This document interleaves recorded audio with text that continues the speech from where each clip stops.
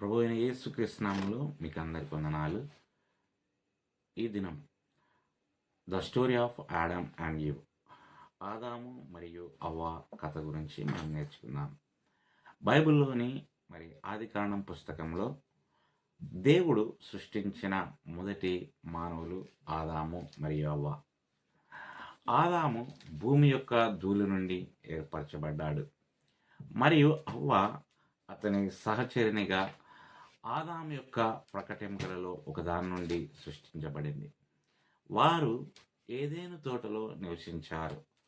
వారికి అవసరమైన ప్రతిదానితో ఏదేను తోట నింపబడింది.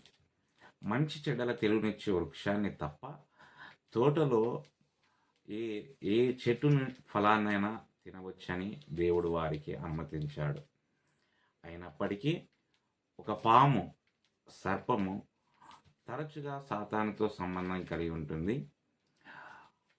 దేవుడు నిషేధించబడిన పండును తినమని అవ్వను ప్రలోభ పెడుతుంది. అది ఆమెను మంచి చెడ్డల తెలివినిచ్చు వృక్ష ఫలాన్ని తినమని, తింటే మంచి చెడలేదో తెలుస్తుందని, దేవునిలా అవుతారని తెలియజేసింది. అవ్వ ఆ పండ్లను తిని ఆదాముకు పంచుతుంది.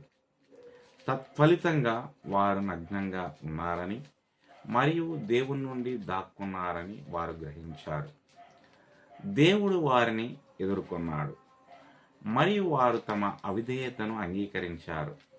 శిక్షగా ఆదాము మరియు అవ్వ ఏదేను తోట నుండి బహిష్కరించబడ్డారు. వారి చర్యల పర్యవసానంగా వారు నొప్పి, శ్రమ మరియు మరణాల వంటి కష్టాలను ఎదుర్కొన్నారు.